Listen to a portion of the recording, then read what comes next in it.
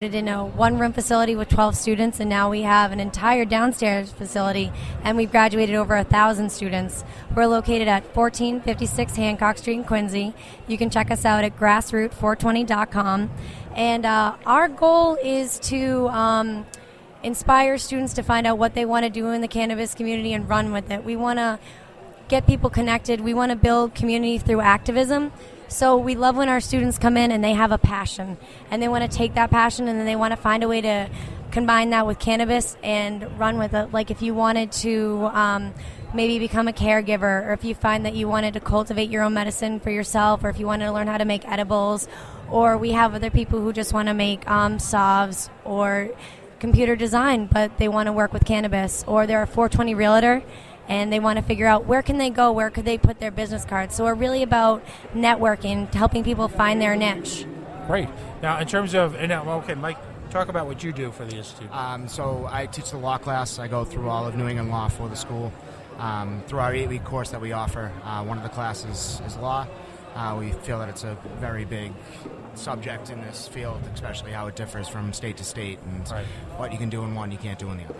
Now, what are both of your backgrounds? How did you arrive in the business?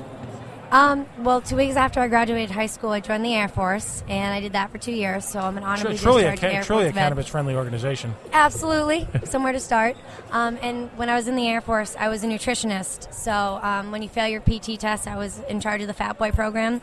Hey there. You're in the right place. Hey, These chairs are screaming. I'm the one you want to see. I'll break it to you nicely. I'll help you with the plan. Actually, Pat, I'd hate to tell you, but they're not real guests. This is an intervention. Who we, Kimosabe?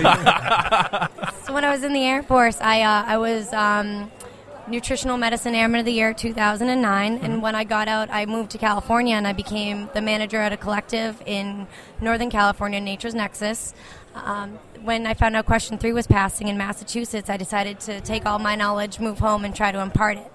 I needed a place to start, I needed a place to network, and I heard about New England Grassroots. Mm-hmm. So I went there, I met Mike and Melissa, and they saw that I was really motivated, I was really driven. So they gave me a small assignment, like, we're going to have you grade exams. Then they're like, hey, you're very articulate, you're very driven, let's have you teach the class for a couple hours, just do a little segment. And then from that, they're like, do you want to teach a course? And then from that, earlier today, I was on the panel. So it's great. So it takes people who want to grow, and they'll give you opportunities to grow and shine. Super. Now, how did you get involved in the industry? So I went to college for criminal justice. I got a job right out of college with the Milton Police Department as a police cadet, which is basically a glorified dispatcher for kids 18 to 25. Put you through this program and let you do some stuff and figure it out as you go. After about 2 years, I realized it just was not for me. I got involved with the school. I started as a student when they found out my background and where I stood, and they allowed me to come on with them and teach the law class for them. Excellent. Now, how many different classes do you offer?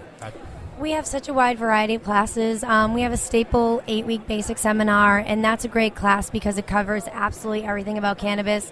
The history, the political side. We talk about cultivating your own medicine, how to recognize good medicine, becoming a caregiver, laws, legality, how to cook, how to do tincture. So that touches on everything. I teach the women's basic holistic health and grow class, and that's a 6-week class, and that's more geared toward women in the industry. What are we going to do, empowering each other? And then we have a variety of day classes, like just a 1-day tincture class, just a 1-day grow room design, cooking, edibles, anything you want to learn about. We're really trying to make it available to our students, and our classes are rotating schedules, so the 8-week seminar and all the classes, they come up again and again, and once you take one of our classes, you're always grandfathered in. You can always just come back. Nice, very nice.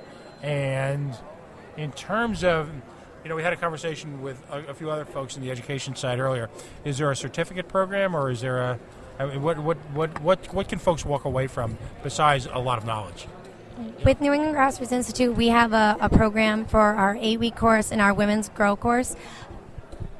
And those are great because they help people get into the community, and it's wonderful for your resume and for networking because we've had over 1,000 students, and we've been here for 3 years. So we have friends at Canacare Docs, we have friends at ProVerdi, we have friends over at 1,000 Watts. So it's whatever you want to do, whatever your passion's into, we have the networking capability to get you in touch with the right people. Now, an important point about your school, do you have a school mascot yet? Huh? Do you have a school mascot yet? Probably a joint. A football team? No? Not yet. I'm Not working yet. on it. They're really He's our slow. QB. There you go. In terms of the regulatory environment, in terms of just the overall political environment that you have to operate in, you'll see a common thread around a lot of our questions because we're trying to get a feel for what it's like to work in an emerging industry that's got such a controversial history and a controversial present. For example, how have the folks in Quincy reacted to your? And we do a lot with local law enforcement. We try to work with them and get to know them. I myself have done a lot of things with the Mass State Police. I was the first patient in Massachusetts to work with the state police and their drug recognition officers. Mm-hmm. So I basically went and got medicated and allowed them to do a DUI checkpoint run through with me. And through that, they basically are trying to start a program to get on that subject of what patients need and how patients should or shouldn't drive, and if some patients need it to drive, and et cetera, et cetera. And that's what I'm trying to fight for, at least with that. But as for in Quincy itself, we are involved. We are getting more involved with the Chamber of Commerce and things like that, and working with local law enforcement. And they're coming in and out, and we don't mind. Well, I was going to say, it's going to be interesting if you wake up with your local officer driving down the street, doing this. And We invite them in. If a police officer is walking by and he kind of gives a look, we're like, come on in, come tour our entire facility, come ask us questions. Like, we're very open. We don't want people to see us and be like, oh, marijuana, I'm afraid. We want them to feel like they're invited to come in and ask as many questions. The more questions, the better, really. Right. So, I would imagine, too, what dispels a lot of the myth is a lot of your students are probably just really a cross-section of everyday life. Yeah. Yeah, all different age and everything. I was going to say youngest and oldest? Our youngest student, 16, probably, I think. 16. Like right around 16. We had there was actually the class that I originally took. There was a kid who was 16 who came with his father who was in his 50s, and they did the course together. And one of our older students, we have students in their 70s and 80s who they want to learn about medicine for the first time. They want to learn how to be caregivers. And it's great because no matter what walk of life you're at or like where you're at in life, we all have this very common goal and this common passion to make cannabis legal, to make it accessible for everyone, to make it safe for everyone, to educate everyone. What's cool about Mike and I is we got hired out of the class. So New England Grassroots gives you an opportunity that if you have something that you want to impart to people, we'll give you a stage. We'll let you flourish. Yeah, that's great. Now, I would imagine, too, with the older folks in their 70s, 80s, a lot of their friends and family are dealing with glaucoma. They're dealing with, late onset cancer. They're, it's pain. They're dealing with everyday chronic pain management. Issues that hit that community the hardest, and yet at the same time, it's got to be brave of them to just kind of walk in and throw away 60 years or 70 years of prejudice. Really. Yep, it is. There's a definite paradigm shift that's happening within the United States where people are now looking at cannabis and they're not going, oh, it's just some kids getting high in their basement. They're like, that's medicine. And it's great that people are starting to recognize it as medicine, and they're starting to go, well, why is this plant illegal in the first place? Why don't we have legal cannabis? Why don't we have manufacture hemp as an alternative to plastic? Because hemp is a biodegradable plastic.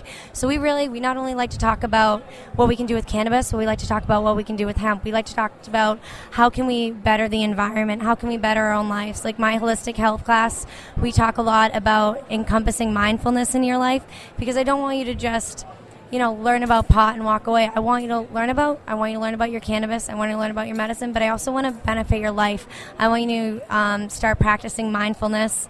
I want you to start thinking about, what am I eating? Could I make healthy decisions? Like, we want to better your entire life, and we want you to know that you're like part of our family, part of our community. Come on in to New England Grassroots. Like, we'd love to have you, love to see you. What can you contribute? How can we contribute to you? And with the older generations, a lot of this stuff that's coming out it's new. The plant's changed a lot since the 60s with all these new extracts and things like that. And a lot of these parents are coming in saying, well, my kid has this. What is that? And we actually get to educate them and show them and do it the right way of where this industry is actually going. Interesting. In terms of the local medical community, have you seen much outreach from the medical community to take your classes? Absolutely. lot of nurses. Absolutely, because they don't. Our nurses, they're not getting the proper education that they need or that they want. So they come to us, and we're more than happy to help, because our nurses are finding that their patients are being prescribed marijuana, and the patients they go to Canacare docs, integrate. They're not going to their primary care because they're afraid to tell their primary care provider that they've had for 40 some odd years, like, hey Joe, I've decided to use cannabis, because they don't want to be judged. So they'll come to us, and the nurses will want to learn about cannabis, because they want to be able to. The nurses and the doctors, they care so much about their patients that when their patient's like, hey, I just got diagnosed with cancer, I don't want your prescriptions, I want to use this Rick Simpson oil I heard about. The doctor's like, what is they care, they want to learn. So we care, and we want to educate them. We let a lot of our nurses come in for free. We've gone down to different hospitals, and we'll just teach them. We'll go down and we'll teach them about their endocannabinoid system. We'll talk with nurses, and we really want to get good information out there about how cannabis interacts with your body and what a proper dose is. Exactly, and we also are bringing a lot of people in to further on that subject. Like, we do a lot of work with Pro Verde. Pro Verde Labs, they're actually here today. I don't know if they've been over here or not, but we have them coming in and teaching classes and doing basically one-day seminar kind of things, and getting the community more informed about where it's going and what testing will actually get for us and things like that. Wow. Do you see at a certain point that the medical community in the state will almost be forced to deal with it? Yeah. They're gonna learn to love us. They're here. We're here, and we want to be helpful. It's just a matter of them recognizing us as a medicinal medicine. It's just a matter of really getting people to realize that pharmaceuticals have a time and a place, but cannabis also has a time and a place. Do you really need to go to Percocet? Do you really need to go to Oxycontin? Or could you maybe do something that's high in THC, something that's high in CBD, something that doesn't have like a long list of side effects? And I don't think it's that the medical community doesn't want to embrace us. I really feel like they have their hands tied because of what they're allowed to do with regulations. It's federally illegal. And a lot of hospitals are federally run in some way, shape, or form. We're funding. So they can't. They literally can't. The doctors can't prescribe marijuana. There's one of the places on Cape Cod, the Mashpee Health Center, they won't. They've actually started testing people for marijuana, and if you test, they'll kick you out of their program because they're state run, because they're federally run. So it's really hard. It's like the doctors want the patients to get the information, but they can only do so much. And in Massachusetts, like Canacare docs, Integrate, they can't tell people where to get medicine. And in Massachusetts, there's nowhere for patients to get medicine. So it's really hard. And when we start getting collectives, it's going to be easier because we can start getting more research. We can start showing them. And it's a lot of people coming out and saying, hi, my name's Ellen Brown. I smoke marijuana, and I'm a good person. We need to change the face of cannabis so that the medical community doesn't see us as some stoners who want to get high. When they think of cannabis, they think of grandma who just got diagnosed, or they think of a child with epilepsy, or they think of a veteran who just came back with really severe PTSD. That's who we want you to think of, our patients. Yeah, it just seems to me there's this log jam right now. You've got, in Rhode Island, you've got compassion centers, and yet they're still evolving in terms of the referral process. In Massachusetts, you've got a referral process that can lead to nowhere yet. Nowhere. And you've got politicians debating baseball stadiums. Yep. It's tragic and it's pathetic at the same time. It ceased being funny a few years ago, and yet at the same time you've got people dying, both from opioids, or you've got them dying slow, miserable deaths from diseases that may not be preventable, may not even be fightable, but could at least be manageable. And these are real people, and who don't have the power or the authority to go out and just dictate like the elite can. It's pretty frustrating. Yes. It's very frustrating. It's great. I'm so glad you guys are wonderful. You're here. You're getting the word out. Like, it starts with change. It just starts with us talking to each other. Mm-hmm. So thank you guys. You're wonderful. Thank you. Well, thank you for coming on. I mean, we have a couple of elements to the program here. Our listeners have heard this many times before. We have an AM radio show that's actually an AM and FM radio show, as well as our blog site. So we invite you to submit to us if you've got announcements or press releases or things like that. The address is that's our advertising solicitation, but our press releases, our blog pieces, all of that's free to the folks that we're involved in.